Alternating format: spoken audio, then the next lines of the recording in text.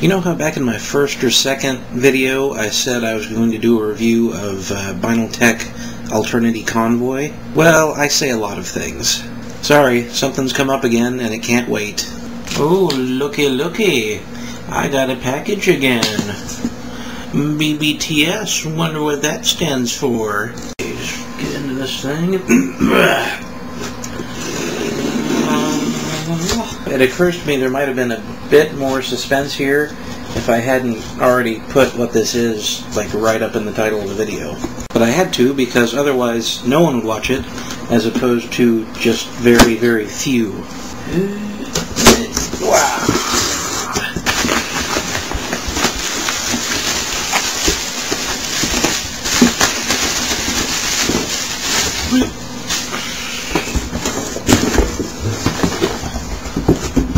Throw that thing for you. So yeah, it's the Superion upgrade kit, which I'm really hoping ends up being as awesome as I feel about it, because I really haven't opened it yet or anything. You're seeing it as I'm seeing it. Oh, we're sharing a moment. Okay, enough of this crap. I gotta go figure out how to do stuff. Okay, I'm back.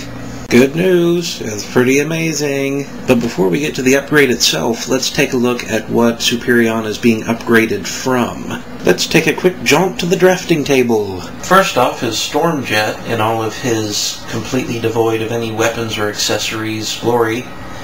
And he's exactly the same way in robot mode, so no need to transform him really.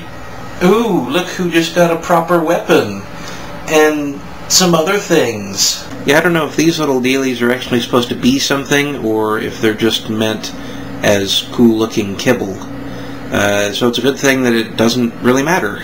The ambiguous parts from his jet mode are still of unknown function in robot mode, but they also still look strangely badass, therefore it still doesn't matter.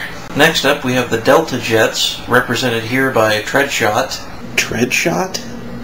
Sporting the line's signature glowy blue energon weapons, complete with hilariously obvious clippy bit, which get replaced by these sleek, sexy little blasters.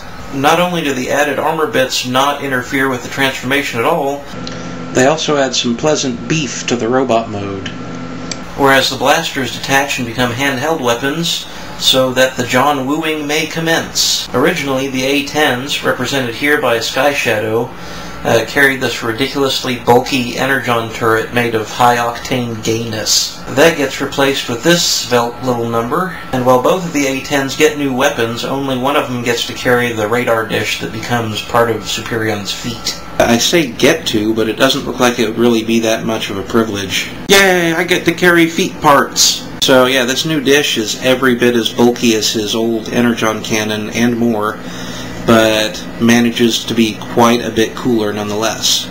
As before, the new weapon detaches for handheld use, and in a fashion similar to Stormjet, the radar dish splits and becomes pointless dangly wing adornments that I still like somehow.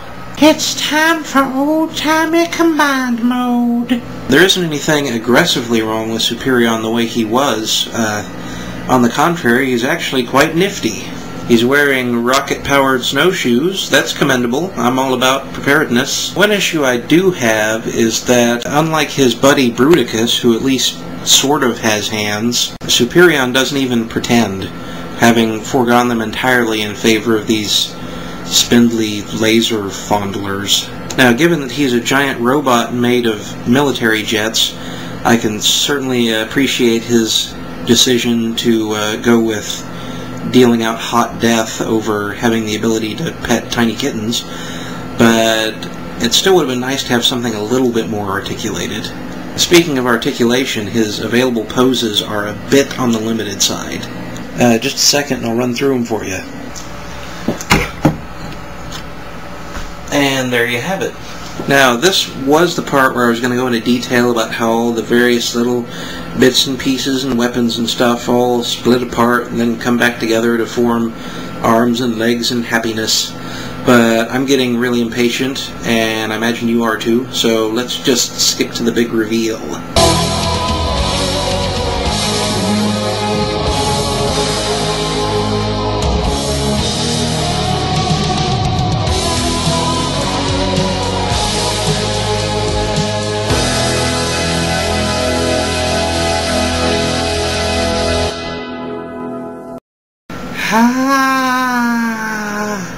Look! Hands! I do have one very minor qualm.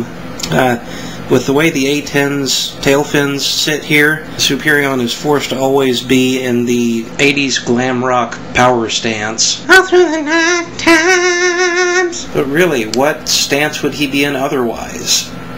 Especially considering splayed toes are also integral to the side-on, contemptuous, I'm much taller than you pose. Sideways on poses are wicked.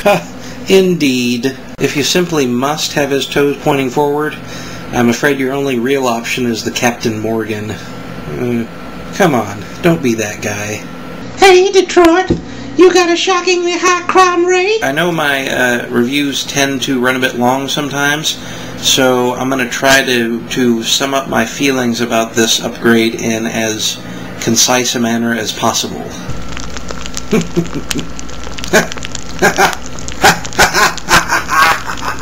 Oh, feces! Lost my hat. It doesn't fit the best, as I'm sure you can readily tell. I have what is known in the medical community as a big-ass head. So in case that didn't get the point across, yes, I'm very pleased with this upgrade.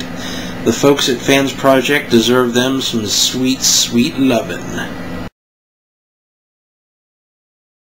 You ready for some biscuits and gravy?